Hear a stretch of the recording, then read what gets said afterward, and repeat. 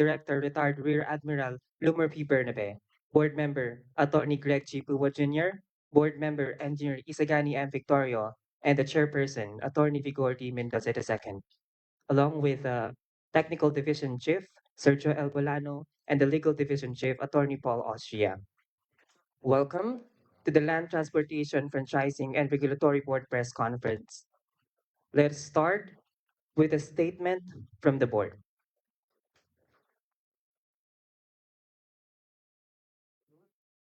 So, magandang umaga po sa inyo lahat. After we make this statement, we will be releasing a press briefer. So, lahat ng sasabihin ko, nandun na po sa press briefer. Ito din pinakihintay ng lahat, no, na issue ng fare increase. No? Suffice to say, this is one of the hardest decision of the board. Ilang beses namin piniikot-ikot to. Na-present po to kay Secretary Banoy. And marami pa siyang adjustment, no, downwards. So we have to recompute our numbers over and over again.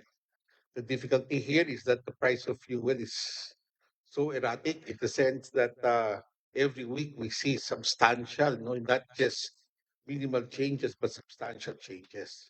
So let me start off first, with the board's permission, yung aming mga facts that we considered. No? We considered, of course, fuel price. No? Ang kinonsider namin fuel price dito ranges from 75 to 80 pesos per liter. This was, I think, last week's prices. No?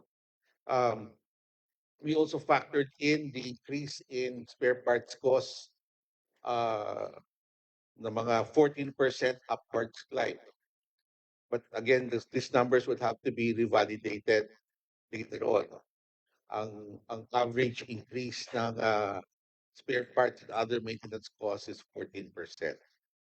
One thing very telling that we also considered is the minimum wage increase in 2022 to 2025. And we have noted an average increase of around 19% in minimum wage. Of course, the other factors of consideration, we also punched it in depending on the mode of service. In the end, after considering all this, here are the following changes in transport fares. PUJ. Traditional PUJ, iakyat po natin yan of 12 to 14 pesos. But if you remember, binigyan po natin ng 1 peso provisional noong 2023. So ang current rate lang yun 13. But we will now make it permanent at 14 pesos for the first 4 kilometers. That reflects an 8% jump in the base fare. Succeeding po a 180, no? ang existing ng traditional PJ. Sinarado na po natin ng 2 pesos or a 20 centavo adjustment per kilometer after the first 4 kilometers. 20 centavos increase. So modern PUJ, it is 20% more than your traditional PUJ. So just to give you an example, Cubao Divisoria is a 10-kilometer run. No? Ang existing fare niyan is 23 pesos and 80 centavos. Now, because of these increases, yung new fare of a Divisoria or Cubao Divisoria run will be 26 pesos. Or that's roughly a 9% increase in transport fares. Sa metro buses, ito yung ordinary bus, metro. It starts off 13 pesos for the first 5 kilometers.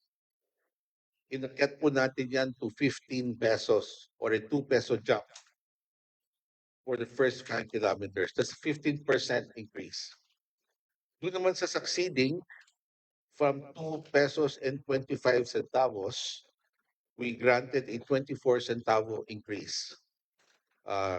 They prayed for a little bit higher than that, no? But we just granted 24 centavos increase, or it went up 2 pesos and 49 centavos. That's a 10% jump. Yung aircon Metrobus is 20% higher than that. So again, using that same model, it's SM Fairview to Luzon Avenue, which is again a 10-kilometer run. Ang current fare niyan is around 24 pesos and 25 centavos. Because of this adjustment, itong fare will go up to 27 centavos and 45, 27 pesos and 45 centavos. That's a 13% increase. For provincial buses, which increase over the weekend, no, it's an on the average a 35 centavo increase. No? That's roughly 14 to 16% increase. So kung ang Batangas route, which is 105 kilometers, ang existing fare niyan without the increase pa is around 200 pesos. Aakyat po yan ng mga 230 pesos because of the increase or a 15% jump. Ordinary bus po yan. Ang aircon bus, from 220, aakyat po yan ng mga 257 pesos or a 16% jump. Ang Manila Baguio, which with existing fare niya is around 469, with the increase, aakyat po yan ng mga 542, which is a 15% jump. Okay. Okay. Ang isa po hong nag-file ho sa amin ay yung airport taxi, no? Ito po ay binigyan po natin from yung kanilang flag down rate right now is 75 pesos. Inakyat po natin ng 40 pesos yan or from 75 to 115. Ito po yung airport taxi, hindi ito yung regular taxi natin, airport taxi yan. Ah, so kung darating ka sa NAIA Terminal 3 at pupunta ka sa SM Mega Mall, no? On existing fare, that's around 229 pesos. But with the 40 peso adjustment, it will go up to 269 pesos, which is a 17% jump. Okay. The last one that we are supposed to decide is the TNVS. Ito yung mga Grab natin, mga in-drive, no? Okay. Yung base fare nila ngayon, which is 45 pesos, inakyat po natin ng 20 pesos or 65 pesos pag sedan. So pag AUV kasi, 55 pesos po yan, inakyat natin to 75. Ang hatchback, 35 pesos, 20 peso increase na naman. So it's a 20 peso increase across the board as far as the TNVS is concerned, yung base fare nila. We also introduced the pick-up fare. If you remember, during the Christmas season, pinag-aralan namin yan, no? During the Christmas season, we allowed a 24 peso pick-up fare rate for the first kilometer. Ito, binigyan natin, pero binabaan natin to 15 peso pick-up rate. So all in all, other than that, there's been no increase. Per kilometer rate ng TNVS remains the same. Yung per minute rate nila stays the same.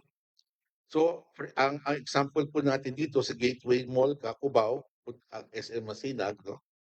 Based on existing fares, you would be charged 255 pesos. Assuming you do not travel on a peak hour, off-peak hour, ang new fare would be now additional 20 pesos, which is 275. Magiging 275 po yan, or a percentage increase of 8%. Uh, alright. We have other examples of yung pinakuli pa natin yung P2P, point to point to, point to point, no? We allowed a 15% increase based on existing fare. Kasi ang P2P po, one fare lang po yan. Regardless of where your destination is, no? 20.2 lang yan. So we allowed a 15% fare increase, no? So yung Rotang Ortigas Makati, which normally charges 60 pesos, it will now be 69 pesos. Yung Naiya Clark, which is 400 pesos, will now be 460 pesos, which is again a 15% increase. As you see, we have tried to be below the minimum wage increase of 19% on the average, just to make sure that kahit paano within the affordable reach ng ating minimum wage earners natin. Okay? Having said that, unless we'll open it now to questions. Okay, this time the board is now ready to take questions from the media. We remind the media to please limit your questions into two unless there are any further clarifications. Um, Chair, ito sa lahat po ng increases na 'to, ang effectivity ba nito lahat ay sa Thursday? Kasi yung sa jeep, as per announced by the DOTR Secretary, it will be on Thursday. Opo, we will have to just publish it sa UP Law Center, correct? So we'll probably do that today, if not tomorrow. And then as soon as it's published there, next day pwede na. Kaya i-estimate namin Thursday, pwede na ho ipatupad to. Okay. So, lahat ba ng per adjustment na 'to ay fixed, or under provisional lang lahat, and the moment the oil products, prices goes down, babawiin ng LTFRB? Hindi ho, ito yung magiging permanent na puno to. No? When they get their, these are permanent decisions, when they get their fair guides, pwede na ho nila implement to agad. Okay. It becomes permanent siguro with June, no? Una, provisional lang po to. For how many, or how long? Makuha nila yung fair matrix nila next week, maging permanent na po yan. But they have until June to secure their fair matrices. So, binabanggit niyo na po yung per matrix, lax na lang po sa akin Opo. na, Chair 'no?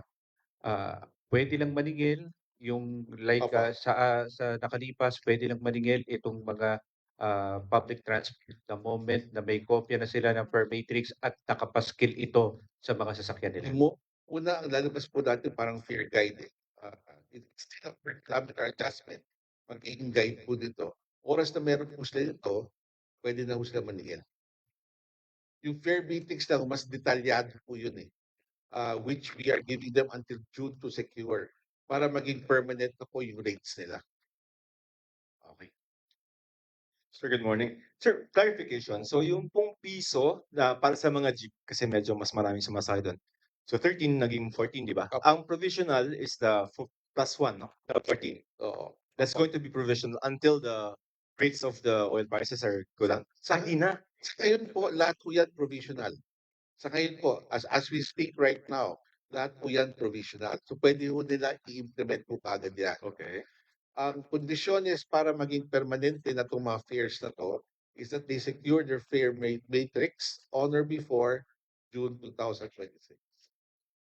So, sir, ibig sabihin, regardless of what's going to happen sa Middle East crisis, eto na yon. Well, I mean, kahit bumaba yung price ng oil, yan na yung pamasahe natin. depende ko sa pagbaba, no? As I said, ang price consideration po natin dito naglalaro between 75 to 80 pesos per liter, no? If it goes even lower than that, then ibang usapan na naman po yan. Okay, so I'll phrase my question. What if yung Middle East crisis ay matapos na and then the price of oil goes back to where it was before the conflict? What's going to happen to these rates? Immediately po yan, may provisional reduction po tayo. Pending hearing, may hearing po yan eh, no? Okay. Baka naman umikat yung other factors of operations, pero immediately, once the price of fuel drops below the 75 peso level, may provisional reduction po yan. Immediately. Immediate. Provisional reduction. Pwede ko pong, Pwede ko kami mag-issue ng provisional reduction para ibaba ko natin. kasi kawawa naman. Corresponding. Kawawa naman yun. Sir, so ibig sabihin, all but how many public utility vehicles ang hindi na lang? So, regular taxi, wala. Wala pa ho yung regular taxi, yung UV Express, kasi kaka-file lang ho nila last week, and yung motorcycle taxi. Wala pa yun, sir. Pero may pending. May pending petitions po sila. Papayagan din yan. We'll decide on this next week. Okay. We will look into the possibility kung justified ang provisional increase in the meantime. Depende po kung ano sasabihin nila. Oo. Kasi tatanong namin bakit last week lang sila nag-file. Sir, last na lang on my part. Opo. Paliwanag lang natin, wala talaga kayong choice but to increase.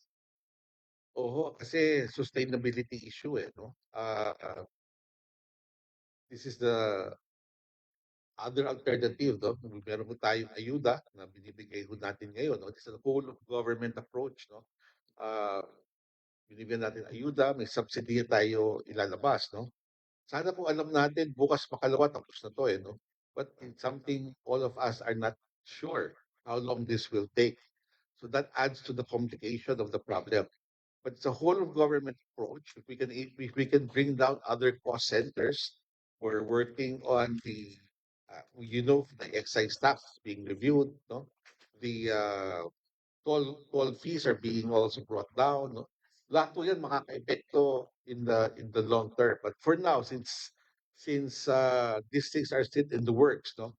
Ito po ang pinaka-sustainable plan para tuloy-tuloy lang po ang takbo ng ating pampublikong sasakyan. And as you note, we have not increased it more than the increase of minimum wage. Halos sinabayan lang ng natin yan. Right po. Good morning po, gentlemen. Sir, kasi sinabi niyo po, ito pong provisional fare increase na to, ang kinonsider niyo po dito is yung 75 to 80 pesos na na per liter sa produktong petrolyo. What if po, kailan niyo ba i-consider na tumaas na siya ngayon ng 90 to 100 plus po? Well, if an application is filed with that as the consideration, pwede bagong hiling yan. Pero possible din po na mas tumaas pa yung provisional fare hike kung i-consider po. Again, no, depende sa, I don't want to preempt any application to be filed with us, no? Because it's balancing act. Kung mathematical act lang, I guess people will say, pag umakyat ng 100, umakyat ng 100, no? Mathematically, pwedeng increase, no? Pero binabalanse natin yung kailangan ng ating mga commuters to afford paying a higher price. So that's the balance that we have to take. Even if the cost goes up, no, it does not necessarily mean that the fares will also go up, because the balancing act would be what the commuters can afford. Last on my part po, Opo. sinabi po ng Piston, they're planning to file a 5 peso fare increase po by Thursday. Opo. Kailan po ito makakonsider and possible ba na makonsider ito as soon as possible? Well, as soon as we do a lot of consultation, no, on a nationwide scale. So, yun po ang gagawin ho natin, dadaan natin sa proseso to, karoon ng public hearing, public consultation on a nationwide scale. Depende ho sa kabilisan ng pag-respond ho dito. No? We will try, kasi ayaw rin natin magtagal to. We want to be able to address the petition as fast as we could also. Hindi ko lang mo masabi kasi yung depende rin sa opposition, kung meron man, kung kailan sila makakapag-file ng kanilang opposition. Thank you. May we remind the media to please state your name and your news agency before delivering your question. Thank you.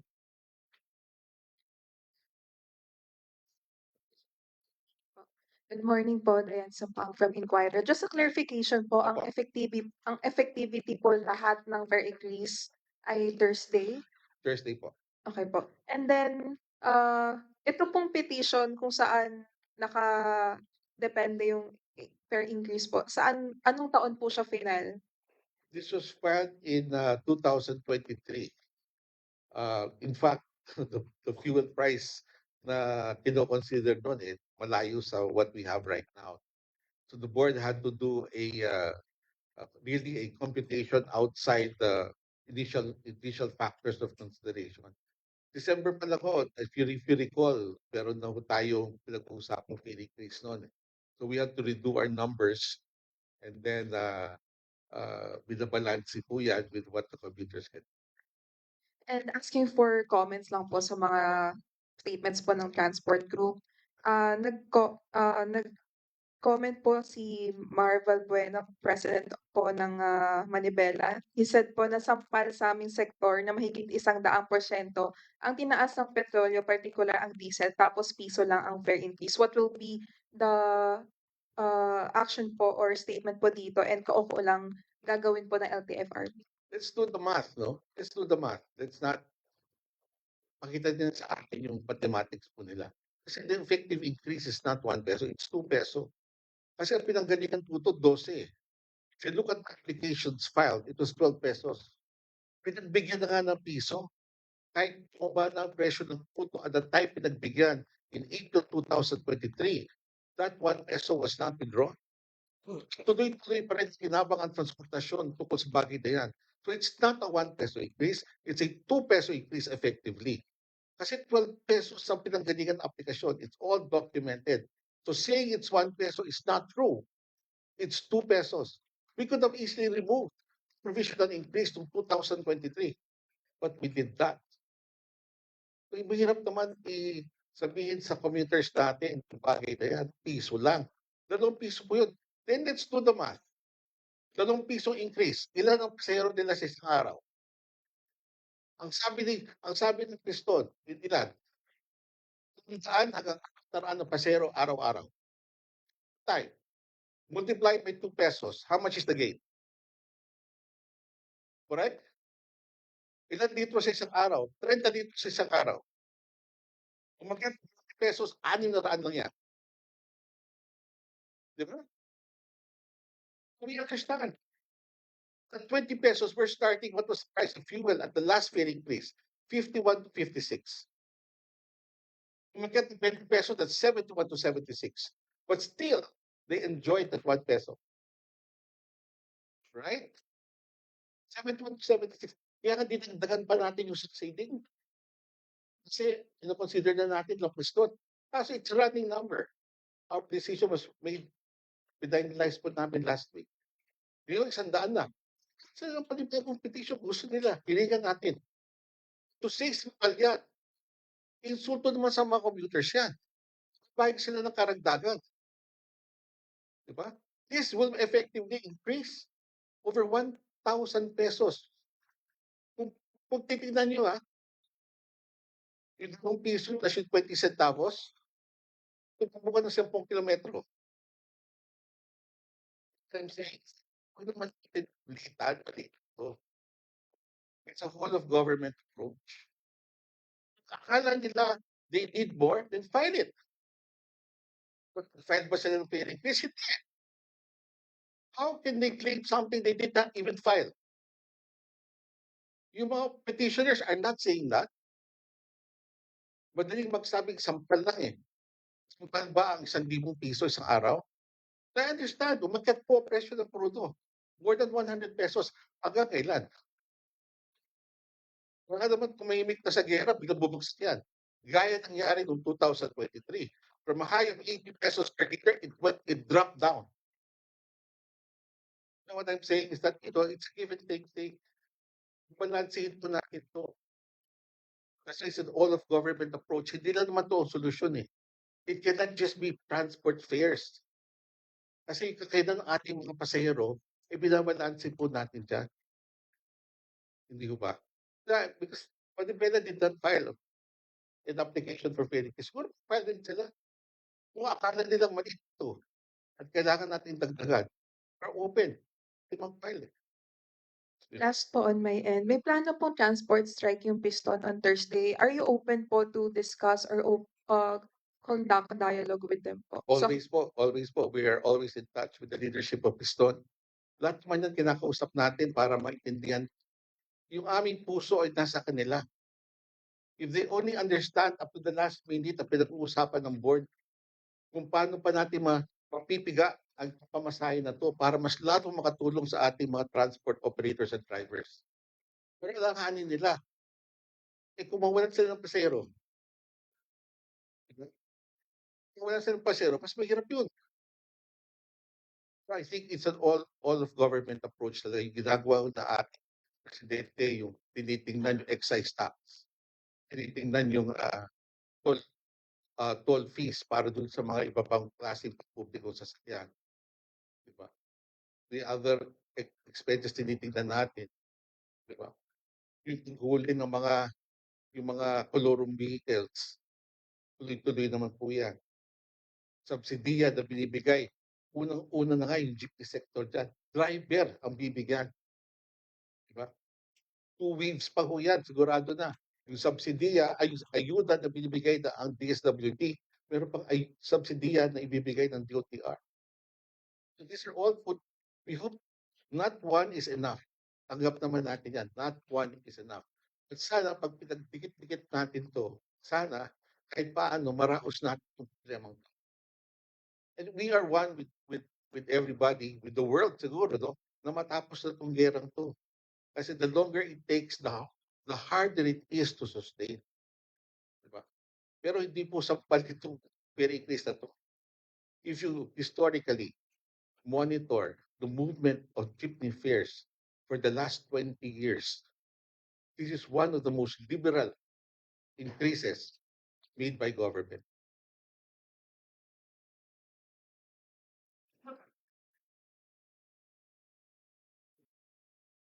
Yeah.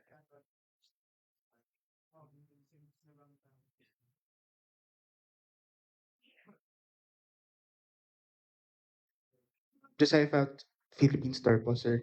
On the end naman po on commuters, ask ko lang po if, meron po ba kayong tinitingnan na window period kung sakali na i-review ulit yung, yung fare para i-decrease naman kung sakaling mag-ease na yung iba pang mga conditions so far? Pag nag-drop po, dun sa level na pinag-uusapan natin, no, fuel price, immediately we will call a public hearing on this. Right? Hindi po, we can do a provisional reduction. Similar po for a provisional increase, we can do a provisional reduction. Depende po sa tubo talaga ng fuel. But again, there are other factors of consideration, hindi na naman fuel. Although fuel is one of the biggest chunk sa gastusin ng isang transport company. Thank you.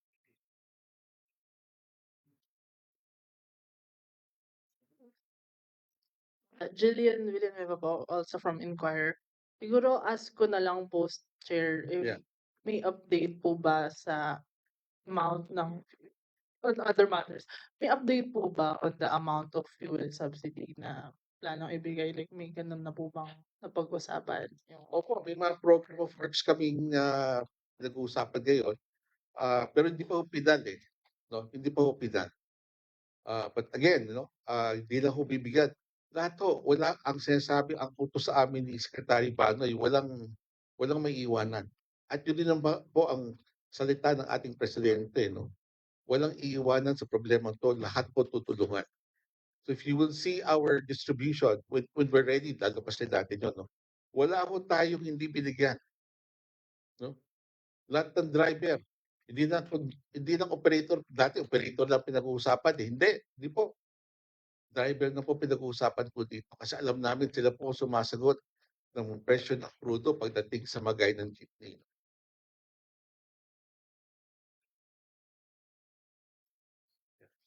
Sir, clarification. So I was going through your rates, no? Apo, Ang combination po natin pag sa provincial, po per kilometer na mga Opo. centavos. opo. Tama, sir. Can I just pick up on what you said earlier? The 1,000 pesos figure. Ito po with anong magiging effect nito sa mga driver? Di po, sinasabi natin 300 pisero sa isang araw. Okay. So kung nabigyan natin ng 2 piso na, we made it permanent, that's 600 already. Okay. Tapos meron kang 20 centavos succeeding. Okay. So kung pag lumampas ng 10 kilometro yan, halos sa dagdag 1 piso yun, di ba? Okay. So, halos 3 piso na. So you multiply it by 300, that's around 900 something. So sabihin, it's not a small money. Kumbaga pwede niyang hindi na Ito ang dagdag sa kinikita ng driver ngayon. offset nun sa ginagastos nila. Offset. Hindi mo ma-offset lahat, it will offset substantially. So mga 900 yung average, sir, 900 to 1,000? Depende sa rota kasi. No? If you're looking at a 10-kilometer run, tama ko yan. So, kumbaga, kung gagastos sila ng dagdag sa diesel, may pang Opo. salo. Opo, kung 30 pesos lang po inakyat, halos pantay lang po yan sa kinikita. Okay, got it. Thank you. Halos pantay lang.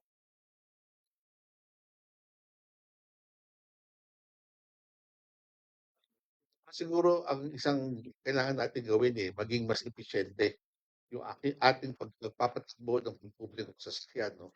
Yung hindi lang pwede ikot ng ikot kasi sayang sa gasolina. These things we will have to review. Take this as an opportunity to make our public transport more efficient. Okay na? We are good? Pero pa. Hi Sir, Ted Cordero po from GMA News Opo. Online. Nabanggit niyo po kanina yung automatic provisional reduction kapag bumaba na sa 75 per liter. Magkano po kaya yung provisional reduction? Hindi naman po automatic, no?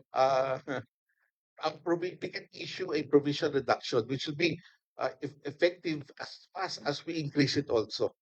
Pero hindi ho automatic in the sense that tawag dito, wala na kaming gagawin, no? Automatic. Hindi ho. We have to study the numbers again, issue a provisional reduction, no?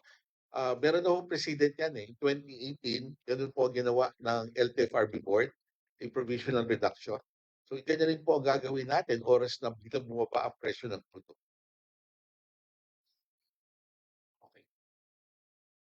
Chair, no? Opo. Lumipat lang ako dito. Oo nga. So, wala pa yung kung kano yung sa fuel subsidy last time, 5,000 sa jeepney, 5,000 sa motor jeepney, 1,500 sa tricycle, 1,000 pesos sa motorcycle taxi. So, ngayon ba pwedeng magbago yun sa ibibigay natin na fuel subsidy? Bakit kasi last time, ang binigyan yung operator. Mm, Ngayon, ang bibigyan natin, operator at driver. driver. So, in that way, mababago. Mm. So ngayon, pero pinag-uusapan na lang natin ngayon, malinaw na pati super makakakuha, Opo. presyo na lang, ay kung magkano na lang. Opo. Bakit ngayon, Chair, sa mga nakalipas, kapag may fuel subsidy, wala nang fare increase, pero ngayon may fare increase na, meron pang fuel subsidy. Kasi ang laki eh. Ang laki ng inakyat eh. It went up so fast, no? Yung dati nating 50 pesos ngayon, halos dumoble na. Mm. Kaya na sinasabi natin, no? Masyadong mataas ang pagtaas. Hindi gaya ng dati, umakyat siya, pero dahan-dahan na. Di ba? Gradual increases. Pito hindi eh. Parang rocket ship. Mm. So in the same way also, we have to act appropriately. No? Kaya again, hindi lang isang solusyon na kailangan dito. It's mixture of solutions.